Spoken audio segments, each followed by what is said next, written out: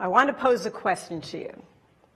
What do famous creators, from Mozart to Meryl Streep, from Jackson Pollock to Jay-Z, all have in common? If you guessed extraordinary talent, you'd be right. If you guessed extreme dedication, right again. But they also have something extra, something special, something that sets them apart. What is that? They have a deep, clear understanding of why they do creative work. Now, why is that important for the rest of us?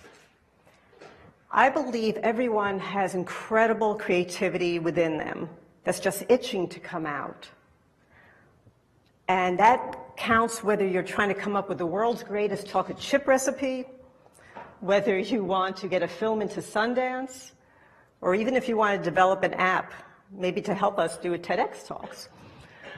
Whatever it is, how are you supposed to get started, keep going, break through creative blocks, and reach your goals if you don't even know what's driving you to do it in the first place? Makes sense, right?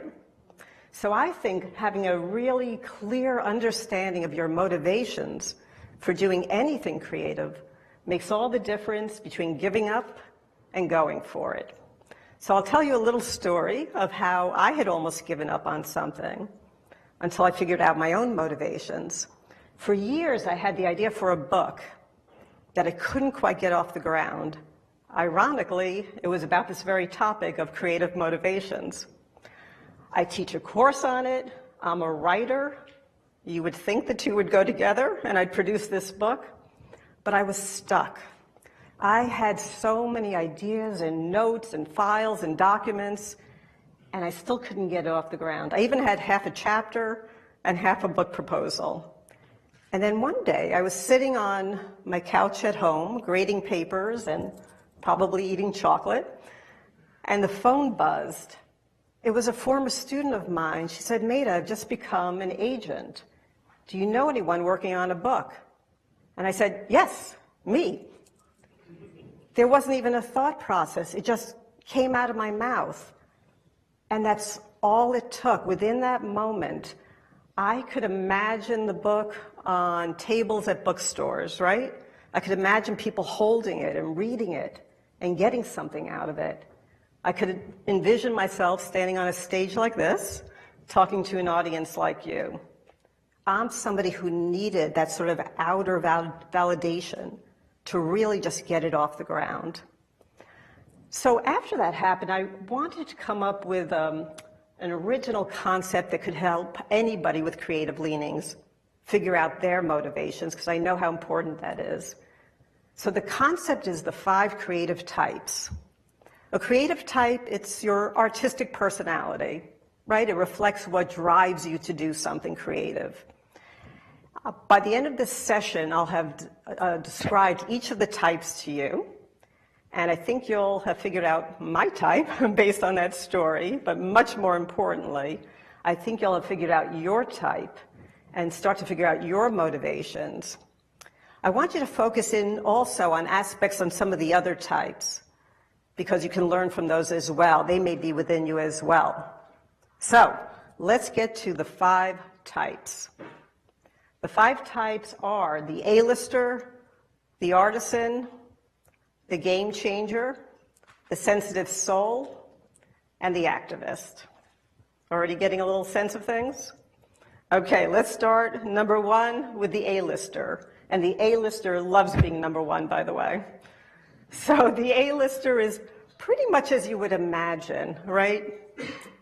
They want fame. They want a large Twitter following, a large Instagram following, perhaps.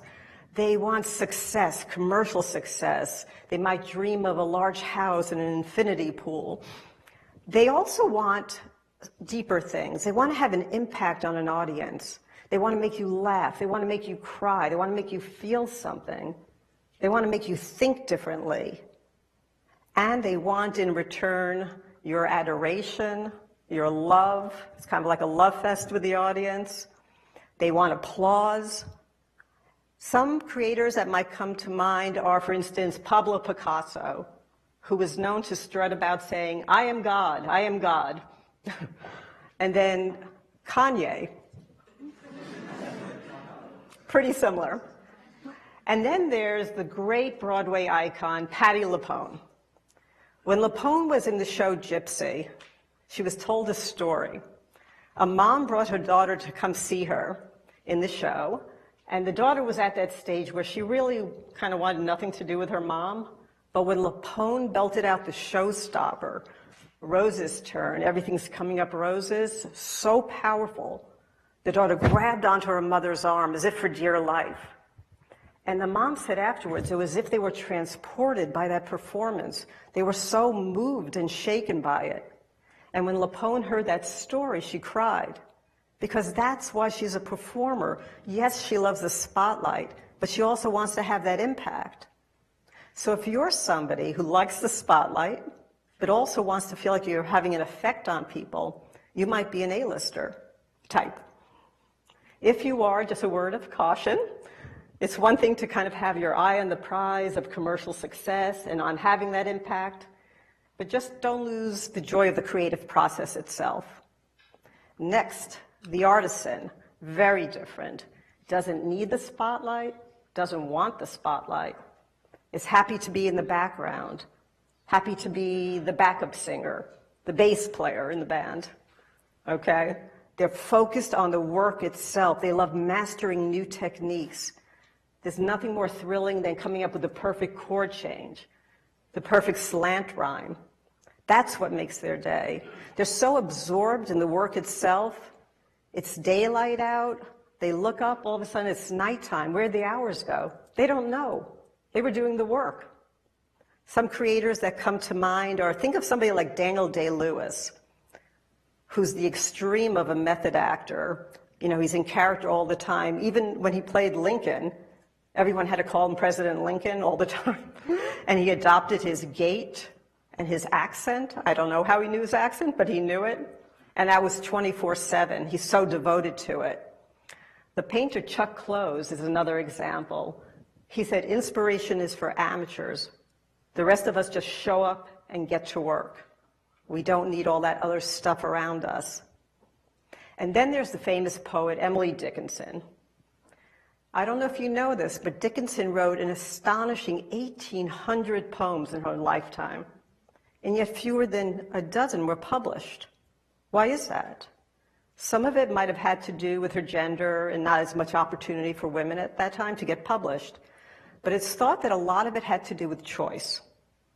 She's not someone who wanted the acclaim or needed it. She shared her work with very few people.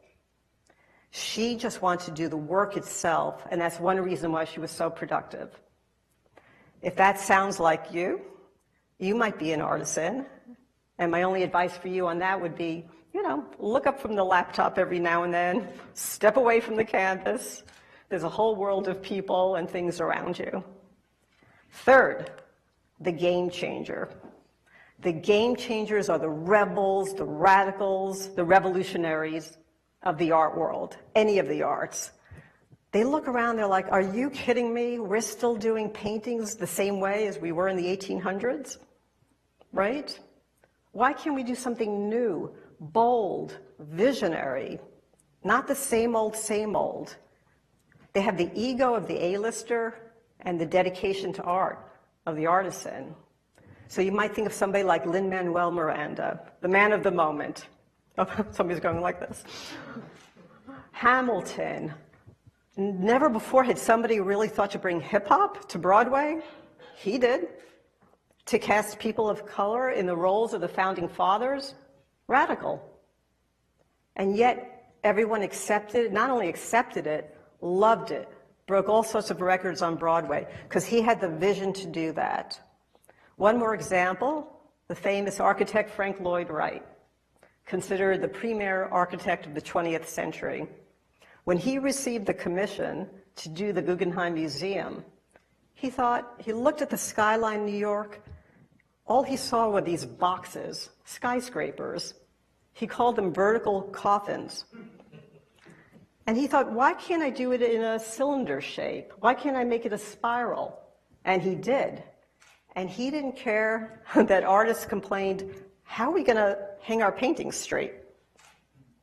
And he didn't even flinch when a critic said that the building looked like a hot cross bun in the shape it was in. He did what he had the vision to do. If this sounds like you, and you consider yourself a game changer, you better develop a thick skin. Because of all the types, you are subject to the most rejection and criticism, despite the satisfactions of it, because you're ahead of the culture, and it takes time for even the critics to catch on. 5, the sensitive soul. I think we have some sensitive souls in this audience, right? You're full of emotion, you want to express it through creative outlets. You want to pour it into song or poem. You want to maybe make some meaning out of your life, out of difficulties in your childhood. You want to kind of analyze that, put it together. You might be looking to cope with grief of some sort or loss. And beyond that, you want to pay it forward and help somebody else too. The singer Mary J. Blige said, "Music makes us want to live." It made her want to live, and that inspired her to do it to help others. And then there's Proust, who he was always considered very sickly, wrote remembrance of things past in his bed, lying down like that. But he had so much inside him that he wanted to get out. And one final example there is the painter of the iconic painting, The Scream. You all know that one? This is how it came about.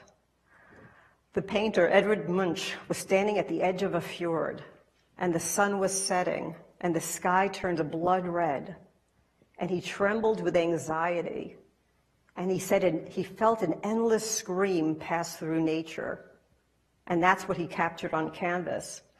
He also said that his anxieties and his fear of life itself was essential to him, and if you took those away, you would destroy his art.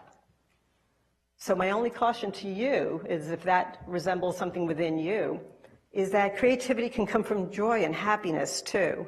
It doesn't have to come from sadness or sorrow. The final type, the activist. So many activists, especially today and in the 60s. You could think of Bob Dylan, John Lennon, the Chinese dissident Ai Weiwei, Alice Walker, so many great activist artists.